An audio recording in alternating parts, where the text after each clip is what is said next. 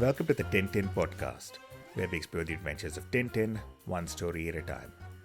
Whether you're a long-time fan of the books, or you're just discovering the world of the boy reporter, this is the place for you. We'll be taking a deep dive into Hergé's iconic series, unpacking the stories, art, historical context, and everything else that makes Tintin a global phenomenon. Each episode will dive into one of Tintin's adventures in detail, with plenty of trivia scattered right through. I'm Varun, and today we're diving into Tintin's tryst in the New World with Tintin in America. Well, book number 3, and we have a new cast of 3. Joining me today are Derek, who's been reading Tintin since he was a primary school kid in Singapore back in the 70s, when not all the books were available in the country at the time. Hi, everyone. Adil, who picked up his first Tintin book, Land of Black Gold, at 8, and that unlocked the travel bug, motorcyclist, and pet parent in him. Hello. And Sri Hari, who in a similar vein has been into Tintin since he was 6 and is currently pursuing astrophysics on the back of inspiration from the Moon Twins, Destination, and Explorers in the Moon. Hello, everybody. Now, as with Soviets in the Congo, a natural starting point is to look where Tintin is headed, America in this case, and eyeball the year of the book's publication, 1932. Derek, that leads us to the Great Depression, a time of downturn and crisis. Is there anything else that makes the backdrop of this book? Yeah, I think the Great Depression was a result of many different things, and one of the other things that happened at that time in 1930s in America was the prohibition. Prohibition was the banning of alcohol and the usage of alcohol because they wanted people to be more pious. And so, of course, banning an illicit substance doesn't always make it unavailable. In fact, there was a great deal of gangs and organized crime that worked around the selling of illegal alcohol, where there's demand, there's going to be supply. And so the Great Depression plus prohibition plus the rise of gangsterism, organized crime in the United States was a good backdrop against Tintin in America. I suppose if we look at what Europeans thought about in 1932 of America, was probably what they saw in the news, and they probably read all of these, oh my God, Al Capone's doing this and Al Capone's doing that, and so that's obviously what one of the big themes of America was in a European's eyes. So yes, it certainly helped to shape at least the first part and the last part of the book, and the middle part went slightly in a different direction, but yes. In fact, all the three major themes in the book, I think, were the ones that fascinated Europeans the most, right? I think even the capitalism, though Europe then was going more predominantly to the left, they were more socialist. So all the three great themes were actually captured very well. Just so we're on the same page, can you quickly summarize those 3 themes for us? I think one would be the fascination with gangsters and mafia. The second would be capitalism, and the third would be Native Americans.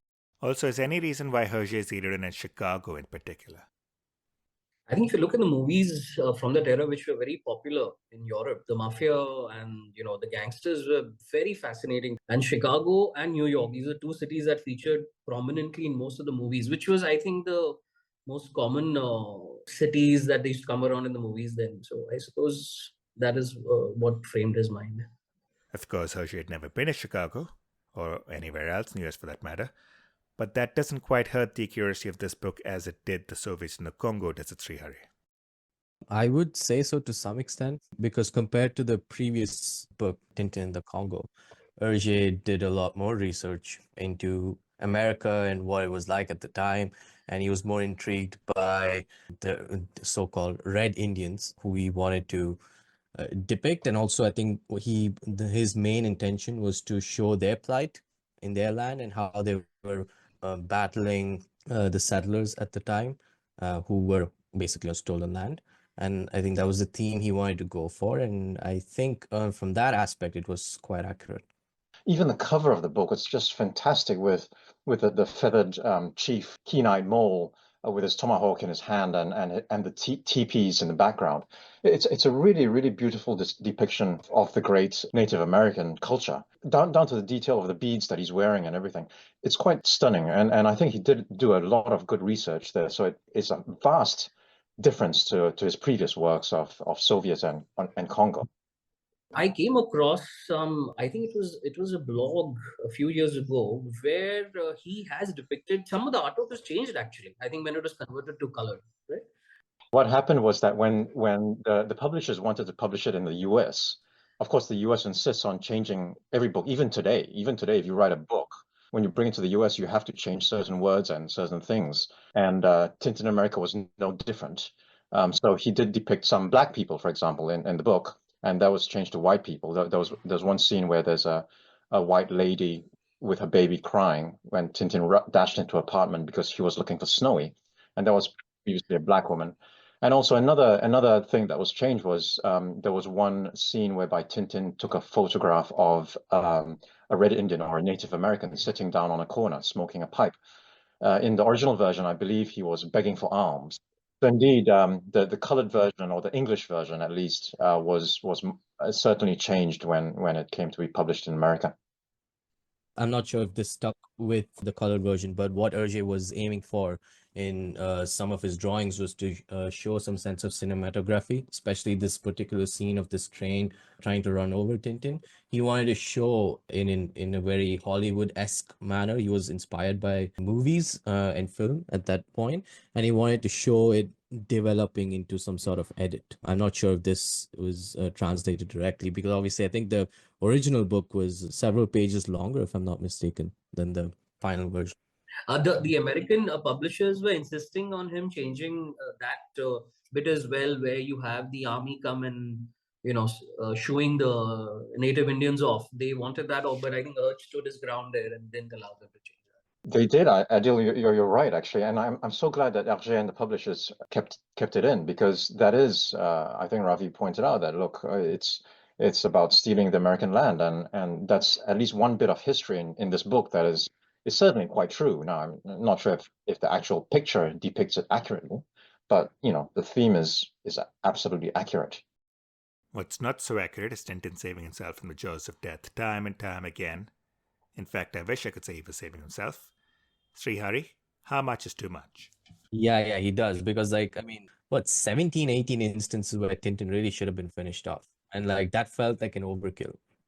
Actually, that's the only bit of the book, if I read now, and I kind of just roll my eyes over. But I think he went way too overboard this book. But I think the rest of the series he's toned it down quite well. I suppose he must realize it's a bit too much.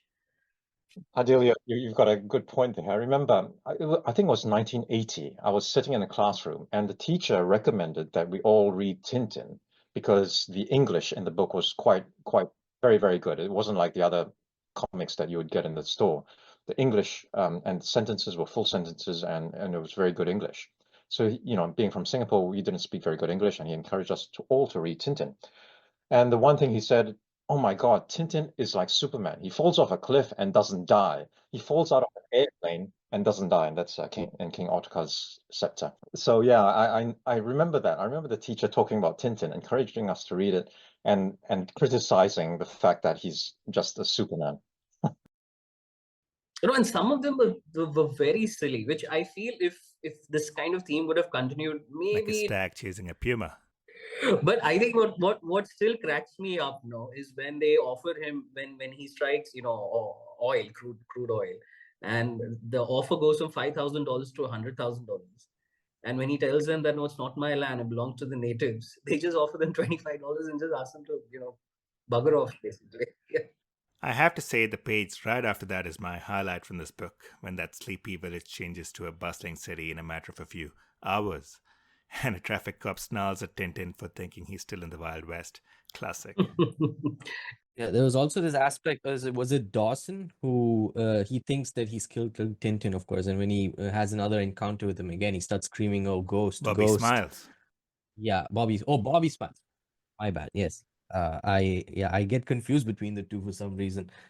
Probably has to do with, I mean, the fact that they both wear glasses. But anyway, I felt like, at least compared to the following adventures, this was still like Hergé's maturing stage with regards to adding humor, because I think it just was not very well baked into the stories at this point, I feel.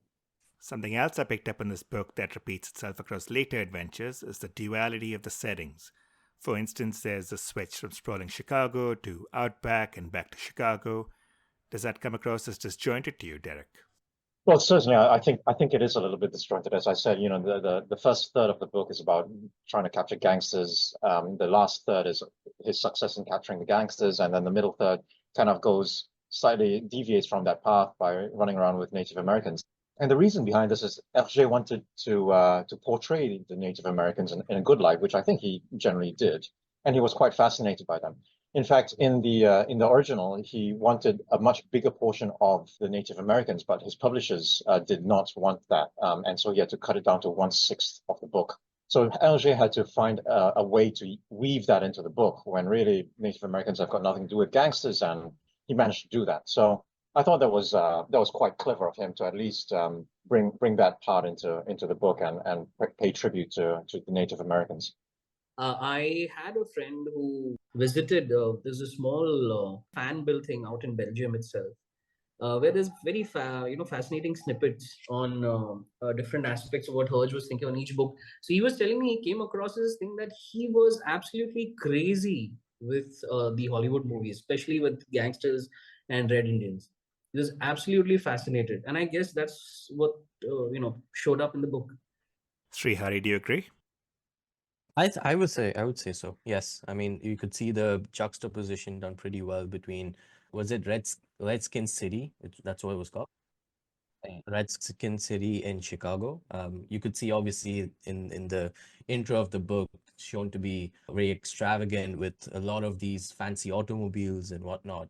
Probably, is it 100% accurate description? I'm not sure, but it is quite close to what I would think of Chicago. So yeah, I do think he showed that difference quite well. Firstly, I want to point out something that Ravi said, that the cars in particular. The cars indeed were certainly quite of the time in 1930s, especially as you go into the later series like the Calculus Affair or Flight 714, when the cars become much more faster. You can see the progression of cars, and I'm a Formula One fan, and I love cars, and I love reading about cars and stuff like that. And the artwork in here compared to its later books with cars is quite reminiscent of the times as well. So that's certainly something about his art. And then the other thing that Hergé managed to do is in this book is that he perfected what is called the ligne claire, which is a clear line style. In other words, when you draw a human being, you draw black lines all around him. When you draw a teepee or a building, you draw black lines. When you draw a tree, you draw black lines around it. That's called ligne claire. And he perfected it. And in particular, there's one scene where Tintin is in his hotel on the 47th floor, I think, and he's trying to get from one window to another because a gangster's just busted into his room. So he climbs out of the window and crosses that threshold to the other window, and you can see the perspective there. So it's all straight lines, and he's made it so that the frame itself takes up a quarter of a page practically. And it's quite a beautiful scene. It's very simple, but it's all about his ligne claire style as well as his perspective. It's one of the finest drawings, I think, in the entire series. There's another panel I quite enjoyed in the very last page, with Tintin waving to the crowds from a car in a confetti-filled scene. I thought that was nicely done too. Yep, another nice car in that frame. And I just want to draw another comparison to Asterix and Obelix, which if you've read them, every single one ends with a banquet as well. So I guess that must have been the style of the Belgian art those days, the Belgian and French artists. So yes, there's some similarities with Asterix and Obelix. So overall, Adil, you'll give Hergé credit for a massive uptick on the storyline and the art? Oh no, drastic improvements. The storyline to start with, just take the storyline. It's a lot more linear, makes a lot more sense compared to anything that he's done earlier. And I think this is the coming of age, I would say, maybe of Hergé, or at least a step towards that, because I think the next book does take it up a notch further again. And along with that territory, we also see some sharper depictions of characters. I mean, okay, with Al Capone, you're still feeling quite shortchanged, but how about that detective tasked with finding Snowy? It might just be me, but he does appear to be a very early incarnation of either of the Thompson twins. Your thoughts? I think it is the start of what is going to come. And I think the Thompson twins, one of the most fascinating additions in the book, which of course would would come in later date. But yeah, it's a good start. I think that's also reminiscent of Europeans' view of Americans. Very boastful, arrogant, confident, super confident to the point that everything they say is certainly right, even though everything he said is certainly wrong. I certainly think that that view still persists today as well. And we can't quite make it through a pod without talking about Snowy. Srihari, right until a certain seafarer arrives and Crab with the golden claws, Snowy is supposed to be the perfect foil to Tintin, but fair to say, in this book, his hand was quite underplayed. Yeah, I do think so. I mean, there are a lot of sequences where he's sort of left behind and he's mumbling to himself, especially when Tintin, I think he gets tied up by the natives and he says something to himself, "Oh no, I've abandoned Tintin." Was it then, if I'm not mistaken? He says to himself, "I've abandoned Tintin. This was not really right of me." And yeah, I would agree that he sort of takes a back seat and it's not really his role is not really accentuated much in this book. And Derek, you've jotted down some factoids you want to point out? Well, certainly there are a couple of historical events that I referred to in this book. One is the fact that the Native Americans were forced off the land by the armies. Not entirely sure whether that's exactly true, but it's certainly in the right vein of how it actually turned out. Another thing was there was a bank robbery in the middle of the book, quite a non-event really, but in that event, the bank managers told the police that we hanged several people straight away, but the guilty one got away. And that's with reference to the Jim Crow laws. Now, the Jim Crow laws are laws that were set up in America in about the 1870s, I think, that forced segregation between black people and white people. And in the original version of the Tintin, the bank manager said we hung 7 Negroes straight away, but the guilty one got away. And that's really with reference to the Jim Crow laws, and that was something that Hergé wanted to point out as well, that it's not a very good law. And he made it farcical in this scene. The one thing that the Jim Crow laws did inspire was Hitler took inspiration from the Jim Crow laws to force his own form of segregation and subsequent annihilation of certain peoples. So so I'm glad he did mention Jim Crow laws as well. But other than that, I don't know that the Europeans' view of America has changed that much over the last 95 years since it was written, to be honest. I still think that the Europeans do view Americans as loud, brash, arrogant, unbridled capitalism, that's still ongoing, especially with the current new administration in the US. So I think it's still actually quite accurate, I would say, overall. I think the romanticization of the Red Indians or the Native Americans, that's probably a bit far-fetched, but it was Hergé's way of providing a tribute to the Native Americans. No, another thing which I actually didn't know until some time ago is that there's no documented killing of any journalist by gangsters, at least in Chicago. Fascinating, because the minute Tintin lands, they try to take him out. So that is something that I think at least the group that Al Capone ran were very particular about. They have not been at least proven to have hurt any journalist in the tenure that they. There was one documented killing of I don't know his full name. I remember it was Jack, the first name. But then it turned out to be he used to do some money laundering for Al Capone himself. So. Yeah, there were a lot of gang fights or inter-rivalries in Chicago at that time, and there was one big incident back then in 1920 something called the Valentine's Day Massacre. I think it was 2 gangs fighting each other, and I think 7 gangsters died or something like that. But that's certainly part of the theme here, right? You've got a gangster trying to shoot Tintin from across the alley and he uses a machine gun, rat-a-tat-tat-tat, into Tintin's dummy sitting on the sofa. So yeah, indeed, I think the proliferation of guns certainly was something that fascinated Europeans then as well. And again, it's something that has aged quite well, actually. If nothing else, there's even more guns in America now than there were in 1932. Srihari? Yeah, well, I think Derek mentioned something along the lines of Hergé wanting to focus more on the plight of Native Americans at the time, but Le Petit Vingtième wanted him to rather focus on critiquing the concept of capitalism more. So yeah, and there was also some mention about where exactly politically or economically leaning Europe was at the time. But what I would say is the age badly was, just the term red skin or red Indians is now obviously considered to be a slur, a racial slur. So yeah, I think obviously it doesn't come from a racist, from the intention to make it a racist connotation, but it doesn't really come across well. As always, we have some questions lined up from our listeners from Reddit and beyond. Sticking with you, Srihari, is Tintin in America a good entry point into the series? Probably start with Cigars of the Pharaoh. But of course, once you are an enthusiast and you finish the entire series and you want to come back to it, then that's probably fine. Then you could probably laugh at how overblown some of these fight sequences, over the top these fight sequences are, and like just how comically untrue some of them can render. But yeah, if it were up to me, I would probably start from Cigars of the Pharaoh. I would recommend that to somebody who's entering the world of Tintin. Derek, you disagree?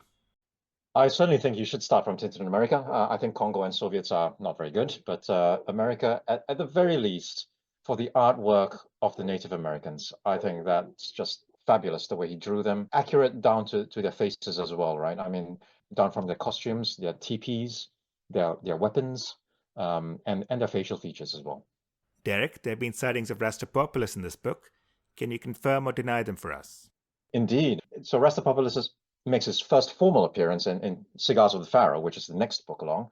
And when Tintin meets him on the cruise at the beginning of the book, he says to himself, "I've met this. This is not the first time I've met him," or something like that. He said something like that. If you go back to the series, he wasn't in Congo, he wasn't in Soviets. In America, there's a guy that looks very much like Rastapopoulos. I don't think there's any other person in the entire series that has such a big nose as Rastapopoulos. And you can see him sitting right next to him in the banquet that they held for Tintin. And Adil, did the Native American storyline have the potential to be bigger than it is in the book? I don't think so. I think he's kind of jumping the plot at some point. So the chasing smiles is when there's a massive portrayal of the Native Americans, and the fact that the minute they find oil, and I guess it kind of tapers off. Then he has to come back to civilization. He has to wrap up the story. So whatever was shown, I think was fine. I don't see how he could add some more, considering he has very two very different environments to show. He's showing a very urban and aspect, as well as now you go back to a rural Native American aspect. So he's already shuffled between that. I think he couldn't have added any more, at least in my opinion. It's a pity because I don't think Tintin makes his way to America again. Anyway, we have some crystal balls up our sleeve, and the Soviets in the Congo were closer to 1 than 7 on that scale. How many will you offer America, Adil? I would say 4, because it's come a long way to what the earlier 2 were. So there's definitely a big improvement. And that wraps up our deep dive into Tintin in America. It's great fun looking at the individual pieces of these adventures as they get better and better. On our next episode, we'll be shifting course to Egypt, India, and beyond with Cigars of the Pharaoh. In the meantime, thanks so much for tuning in, and don't forget to like, share, and subscribe as we continue our journey with the Tintin podcast.